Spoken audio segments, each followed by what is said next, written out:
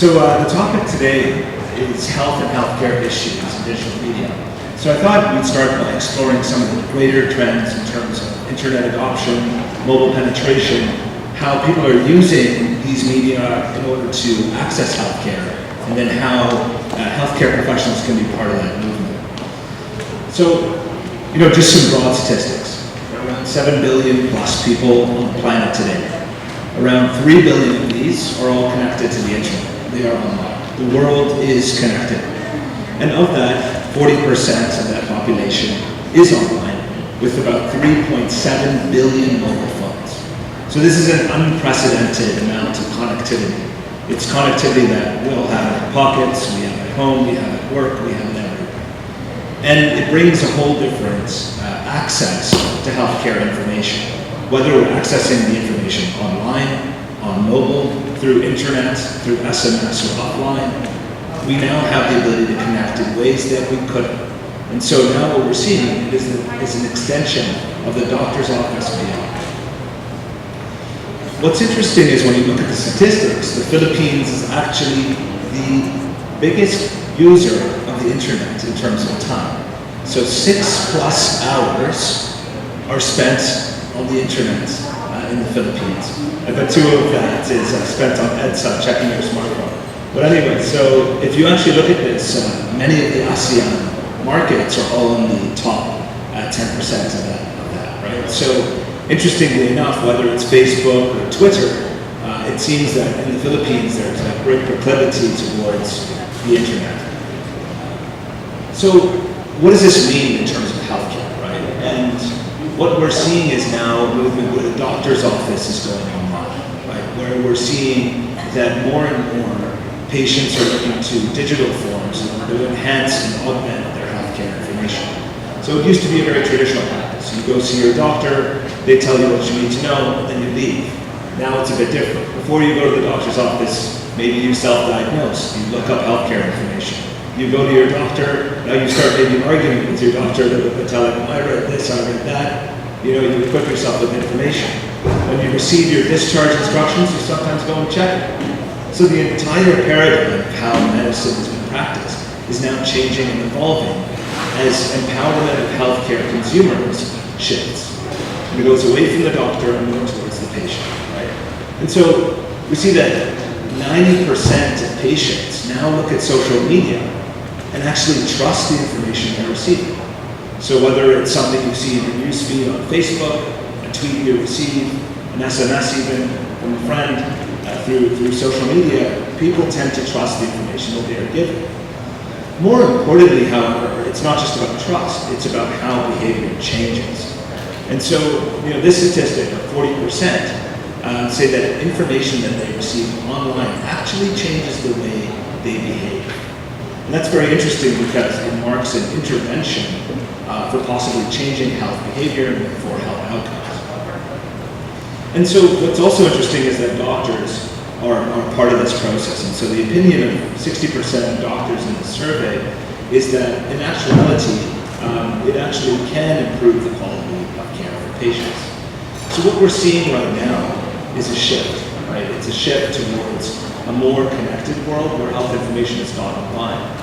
But it's not only moved online, it's moved onto the phone. And so we have a proliferation of apps across iOS and Android and other platforms where there are over 100,000 apps now for health and fitness, right?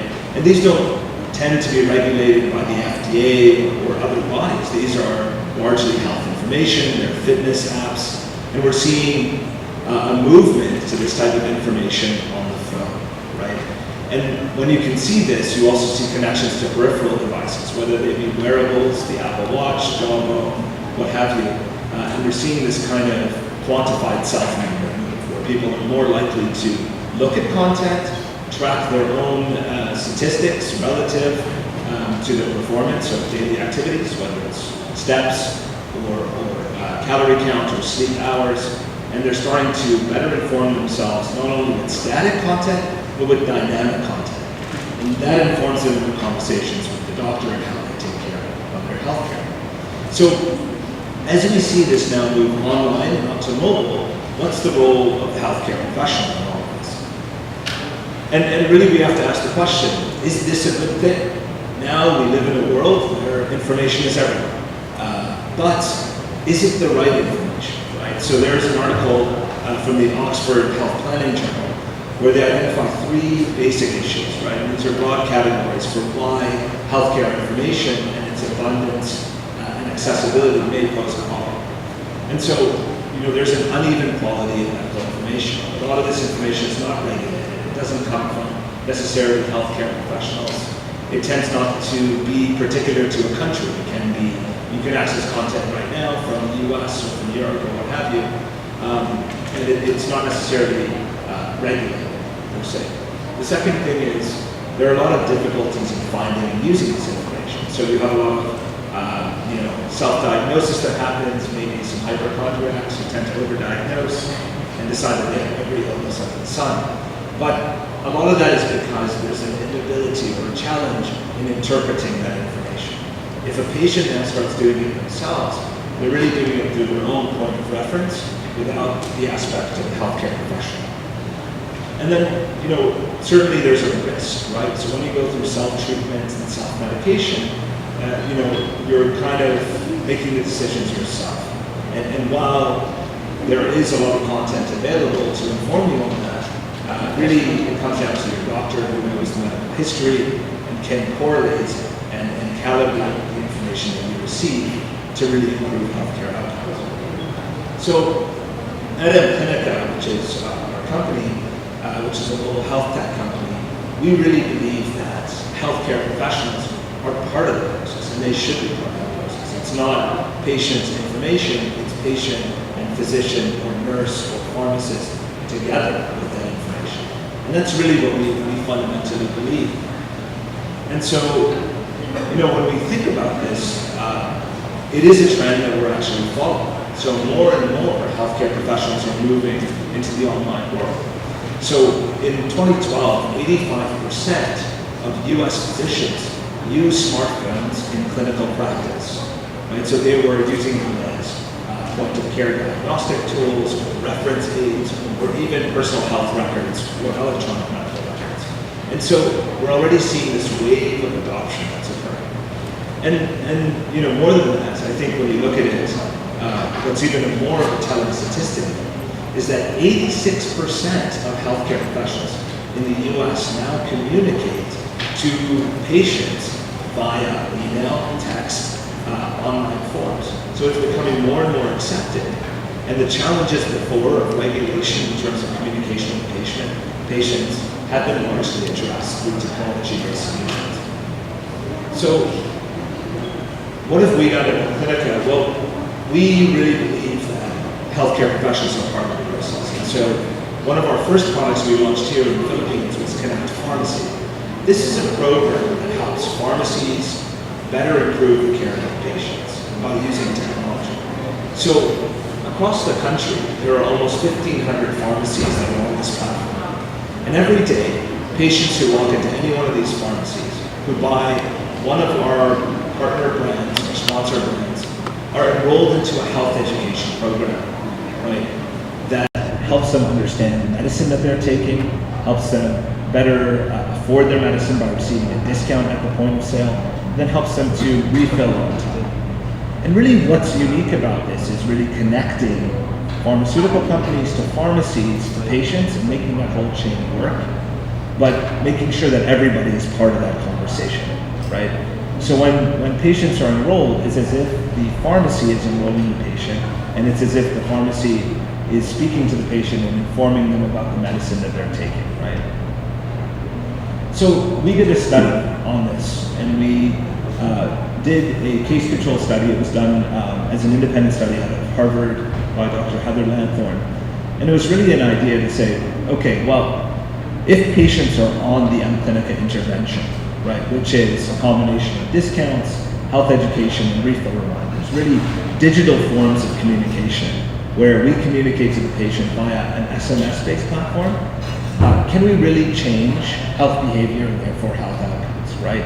Can pharmacies, MClinica, all participate to help improve patient health? And so this is really what we showed. We showed that in a sample of 1,507 patients in a case control study, looking at a chronic condition disease basket, we were able to show that adherence, meaning the number of times a patient takes a particular medicine per month. So for example, if Perfect adherence is 30 tablets for 30 days for a once-a-day medicine, that's considered 100% adherence. Sadly, in the Philippines, the baseline is actually not. It hovers around 35 to 40%. So even though somebody's given a monthly prescription, they just don't take it. And there are many reasons for that, right? Reasons of affordability of the medicine, the cost of the medicine is relatively high relative to income, health literacy, understanding the medicine that you're taking, and then having a connection to your provider that helps you understand why you should take it and that you should take it. So at any rate, we had a baseline where without MClinica it was around 40%, and then the patients that performed an MClinica and were on the intervention doubled adherence. So this means that instead of taking, say, 14 tablets, they were taking 28. Right? So this is a form of digital intervention. Right? This is having SMS as a medium, having pharmacies use mobile phones to enroll patients in the program, and being able to steer health behavior and health outcomes in the digital age. And even so, across persistence, meaning how long a patient stays on therapy, that was also shown to increase. So normally, the drop-off point for 50% of patients on the baseline is around 3 months into therapy. And what we showed was we were able to keep patients on the therapy longer, meaning that they had better health outcomes. And so this is something that we've been running for 2 years in order to better understand how we can work with different stakeholders in order to improve health for the patient, using digital as the medium. So now we're moving into the physician, working with physicians now in order to help improve their care of the patient, extend care beyond the clinical practice. I mean, look, this is where the trend is going. It's all going online. So the question really is, do we let the patients go completely independently, or do we help support and be part of that process to help better inform the patient so that we can help steer better and more positive health outcomes? And so, at the end of the day, when you're dealing with healthcare and digital, there are a lot of issues that arise. And, we like to think about it in terms of 3 core principles. One, always put the patient first. At the end of the day, if you get that part of the story right, everything else will flow. The second is really be responsible. Privacy is very, very important. When you're dealing with patient programs or patient information, the privacy of the individual is paramount and cannot be compromised. Otherwise, the trust between the provider and the patient becomes compromised. And the last thing is really, even though we are a tech company, we always say it's public health first, technology second. First, you have to solve the underlying problem of healthcare and of the patient. And then it's technology that can be used as the solution to do that. So really, what we've seen here in this presentation is, the trend is going online. It's going to mobile. Patients are spending more and more time online, and they're getting more of their information online. And that brings a series of issues in terms of misinformation and also misdiagnosis. And so what we believe is that healthcare professionals need to be part of that conversation to better improve patient healthcare. So, we look forward to shaping the future of digital health with you.